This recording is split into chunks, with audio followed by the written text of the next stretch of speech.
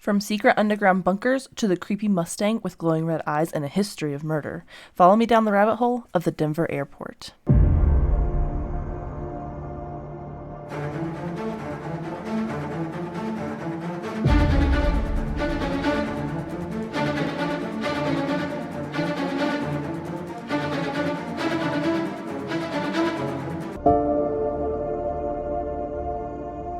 Hi everyone, welcome back to the rabbit hole. I'm Dani and I'm your host, and today we're talking about the Denver International Airport. So there are so many conspiracy theories behind this airport, and this is actually what got me started on conspiracy theories as a kid, because I grew up in the airport, or in the Denver area, and I listened to these conspiracy theories growing up, and it kind of got me into it. But also, we're in the Denver area now, and so I thought that this would be a perfect way to kind of kickstart our first conspiracy theory that's not solved. I know we did the Gulf of Tonkin last week, so we're going to start with some facts about the airport, and then we'll get into some of these conspiracy theories as well.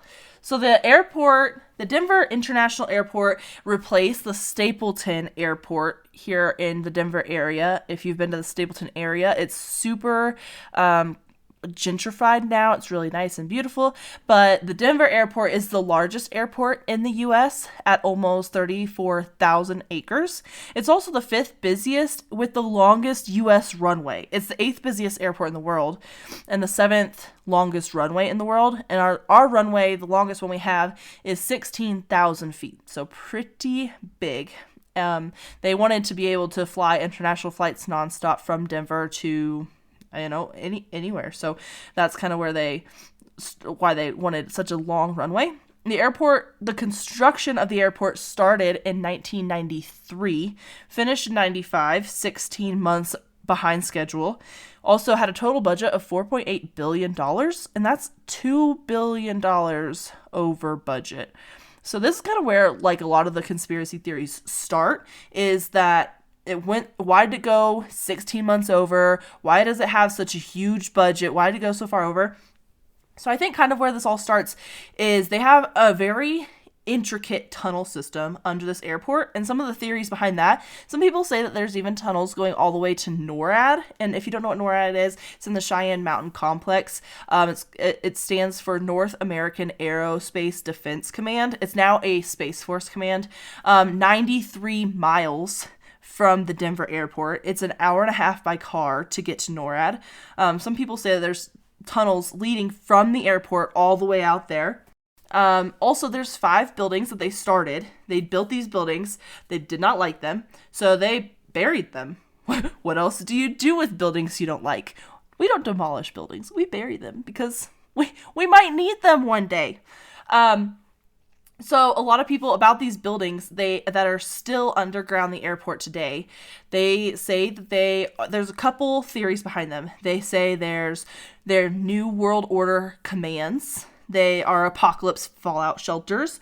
Top secret electromagnetic experiments happen down there. It's housing for political prisoners, and that could be. I mean, there could be some theories that make sense because all the barbed wire around the airport. The barbed wire on the fences, it faces in like a prison more than like a normal airport where you'd want the barbed wire facing out so people don't jump fences and go running down airport runways, keeping people safe. No, they have all the barbed wire facing in. So maybe it is housing political prisoners.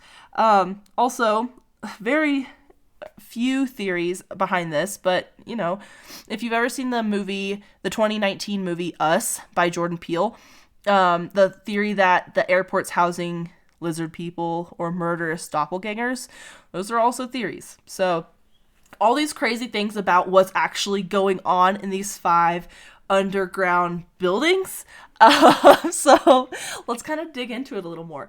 So we're going to start with the top secret electromagnetic experiments. So one day, and I don't know the exact date, 14 airplane windshields cracked or broke all on the exact same day. 14 of them. And the airport is a little, it's more in the plains. If you've ever been to the Denver airport, it's kind of way out in the middle of nowhere. So it's in the Denver Plains, or the Colorado Plains, rather.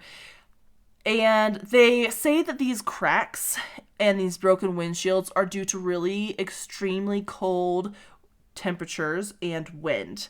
Well, I live out in the plains as well. I probably live as far east as the airport, but much further south. And I have lived in Colorado most of my life, and we do get very cold temperatures. We get snow, we get ice, we're known for skiing and snowboarding out here. Our mountains are known for that. But also in the plains, we do get a lot of that cold weather. They say that due to the cold weather and the wind combined, broke windshields or cracked windshields. I've never seen that.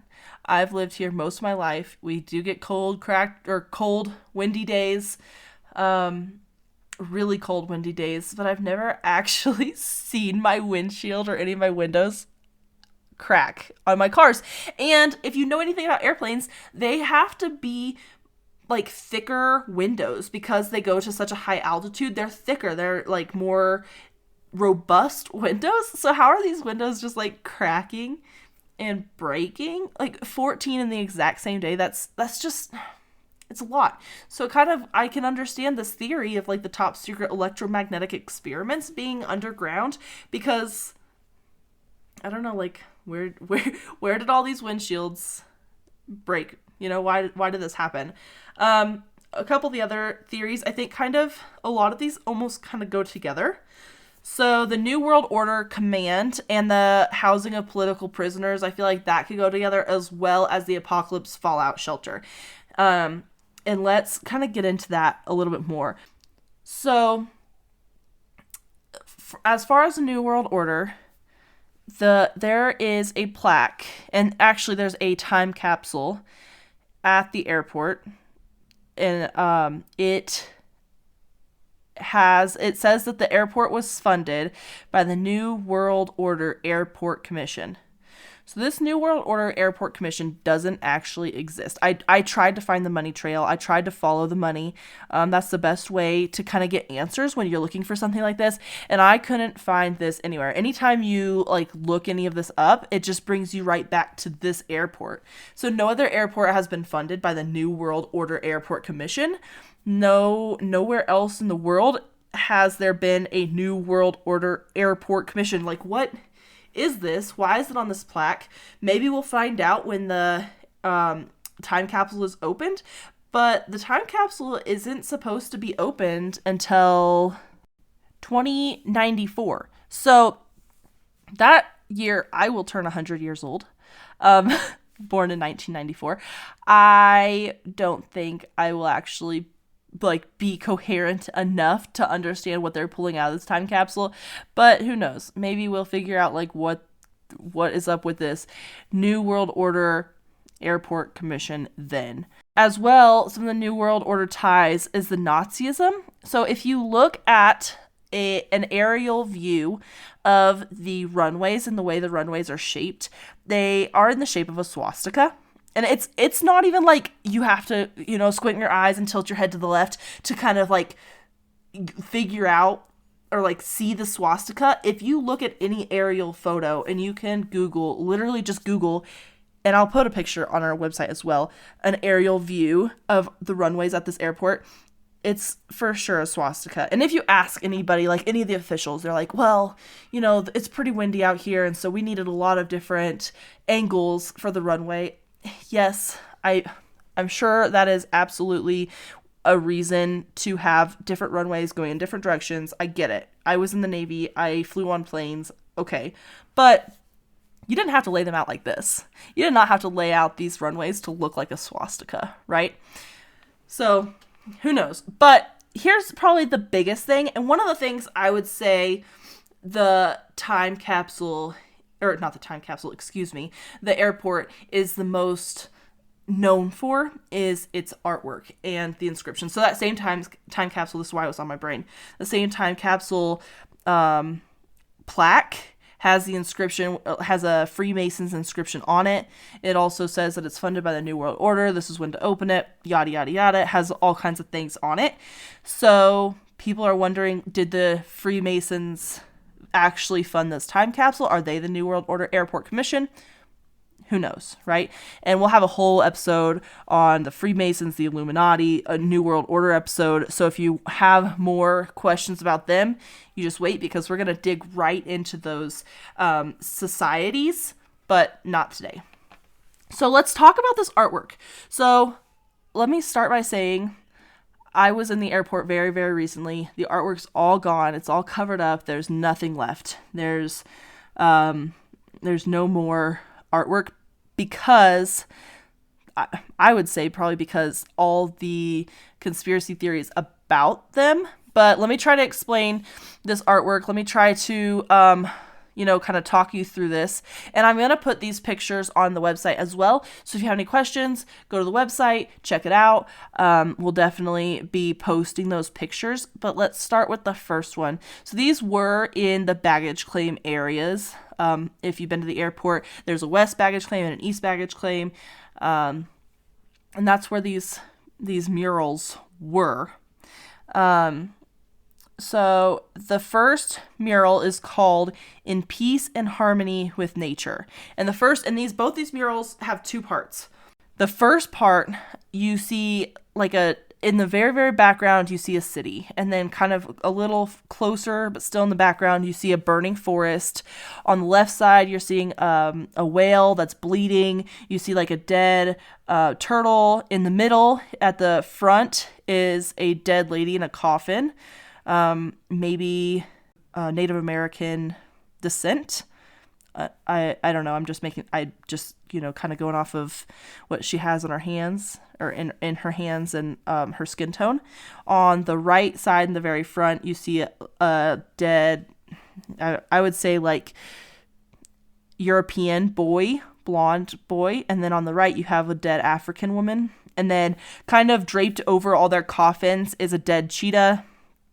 With a bunch of flowers, and you see these people or these kids all around, and they're kind of, in shock, or they just don't really know what's going on. And you see all these animals in glass cages, and so it's kind of like, like the world is burning, people are dying, the world is kind of coming to an end, and this is kind of what's going on.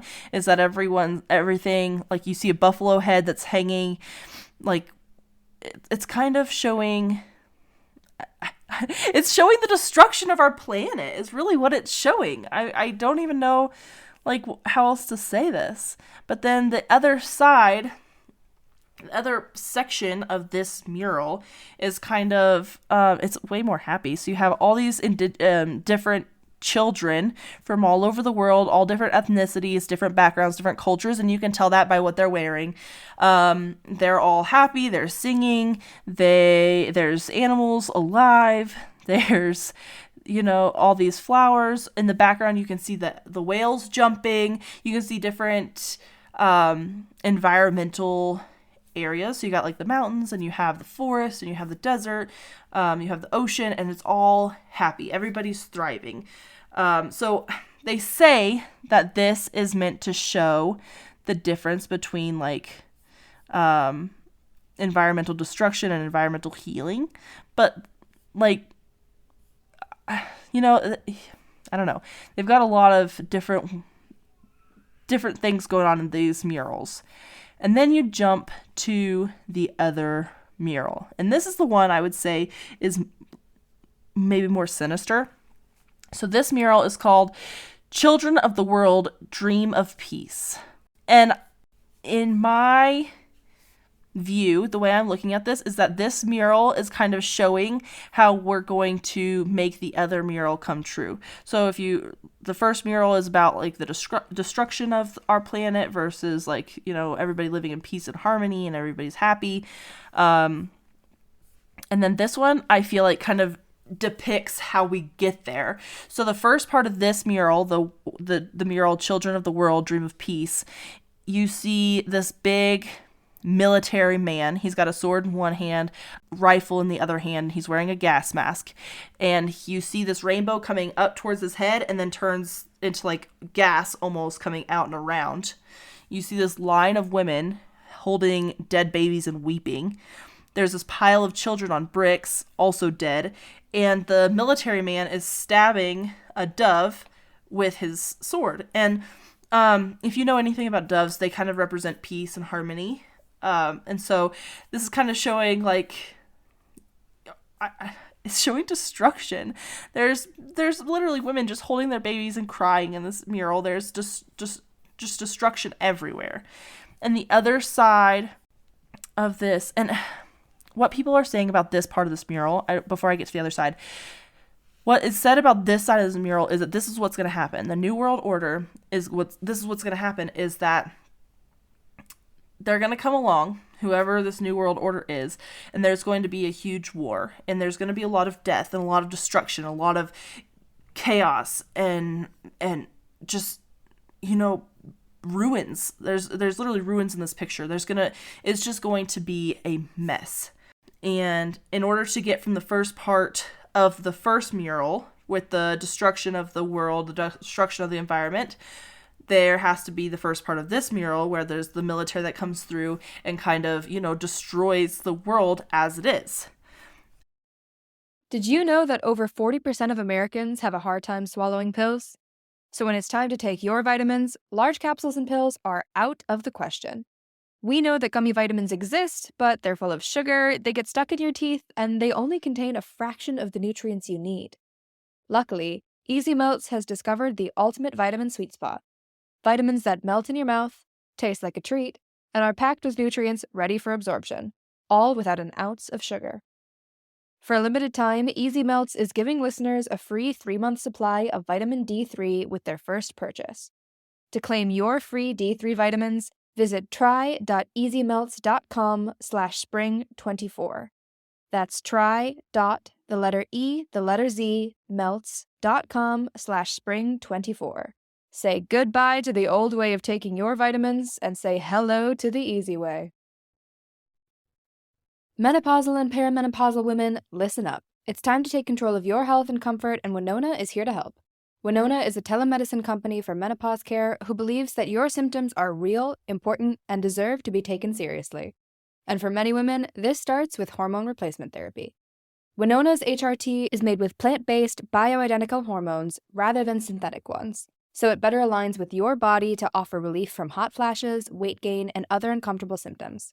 80% of women who use Winona find relief within just 90 days. So, what are you waiting for? Get started today. Visit buywinona.com today to start your free visit. With free shipping and the ability to pause or cancel at any time, your path to wellness has zero obligations. Use code SPRING24 at buywinona.com for 25% off your first treatment plan. That's BYWINONA.com for 25% off. Winona. Menopause care made easy. In order to get to the second part of the first mural, the second part of the second mural has to kind of come to fruition, right? So let's get into that. So the second part of this, Children of the World Dream of Peace, you see that same military figure with the gas mask. He's dead on the ground at the very front, and 2 doves are laying on top of him, or like sitting on top of him. You have children from all different backgrounds, ethnicities, cultures, different things. They're all bringing their weapons to the center where a lot of people say German boy is kind of creating all these weapons into something else, not weapons anymore. And the word peace is written in a bunch of different languages on this banner throughout all the children. And there's a huge rainbow and everything's happy and it's beautiful, right?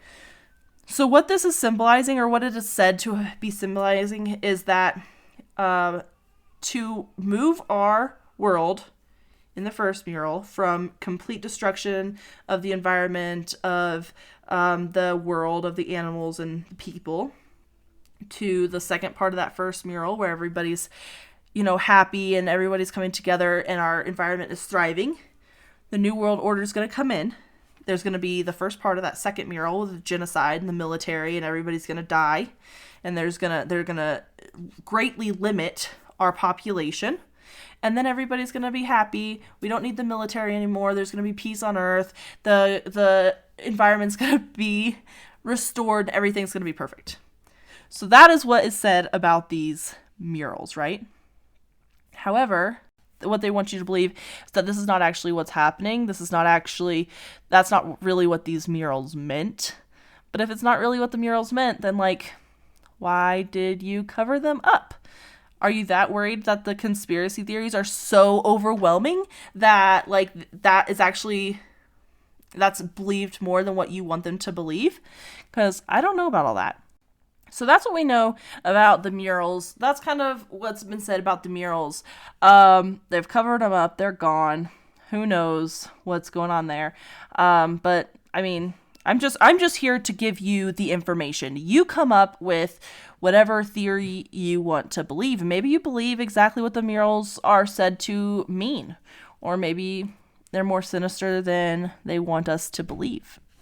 Also, I want to get back to the apocalypse fallout shelter theory of these underground buildings. I know I'm kind of jumping around, but this was all like the New World Order ties to these underground buildings. And these kind of, like I said, kind of go together. So I found in my research, I found that global elites from all over the world, people say the Queen of England, like high political powers in our country, other countries, high, like really influential celebrities, some people say, they say that these global elites are buying houses near the airport under fake names. So, like I said, these two conspiracy theories kind of go together. Why are global elites buying houses near our airport under fake names? And let me tell you, there's not like rich neighborhoods around. I mean, there are suburbs around the airport, but they're not like huge, beautiful houses. They're not mansions. They're just everyday houses somebody like you or I could potentially buy in the future, right? And so why am I saying that this New World Order command, this fallout shelter kind of go together? So, and this is my theory because of the research that I've done behind it. I think that the New World Order, because these murals, are going to cause some apocalyptic event, right? And so you have all these global elites that will fly in, because it's an airport, fly in from all over the world. They'll stay in their houses until this New World Order apocalyptic event happens, and they can go into those buildings. They have this fallout shelter. They can be there until the beautiful second part of both the murals, where all the people, all the children of the world are happy and everybody's coming back together in peace.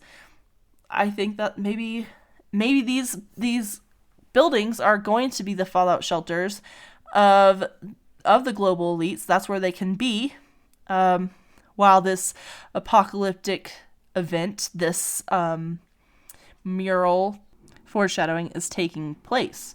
So we'll have to obviously wait and see. These murals, I hear, or in my research, I found that the murals were taken down in 2008, not 2018.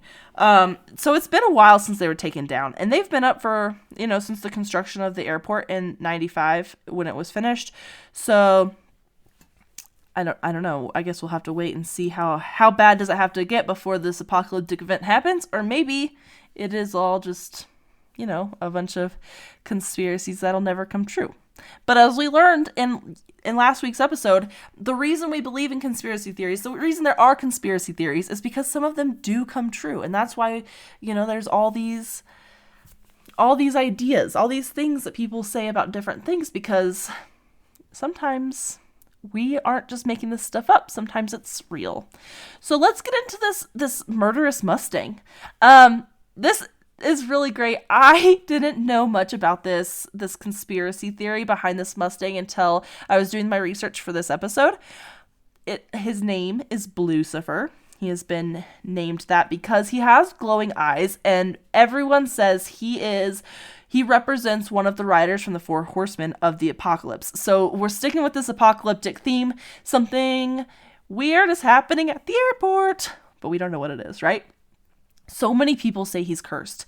So this Blucifer Mustang, he is a 32-foot tall statue of a horse rearing up on his hind legs. I'm going to put a picture of him on the website as well. Go to this episode's page and you can see all of these these pictures, all of the material for this episode. Also, you can find all my source material, so you can check all that out too. Luis Jimenez is the sculptor, and it took him nearly a decade to build this Blucifer, this Mustang. Huge thing. If you've ever been to this airport, he's super cool. He's got red glowing eyes, like I said. So check him out. You can see him on your way into the airport as you're driving up to the terminals. But like I said, he's murderous, right? This Blucifer Mustang is murderous. And he actually killed his sculptor. Blucifer killed Mr. Jimenez. A piece of Blucifer fell on Jimenez, severed an artery, and killed him.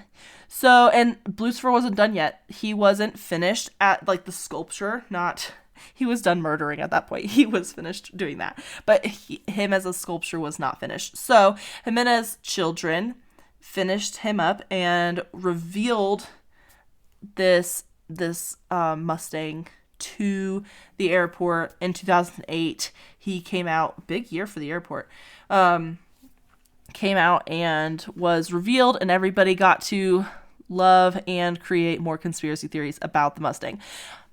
I think that a lot of the people say that he represents one of the four horsemen because of the conspiracy theories already happening at the airport. There's also gargoyles at this airport.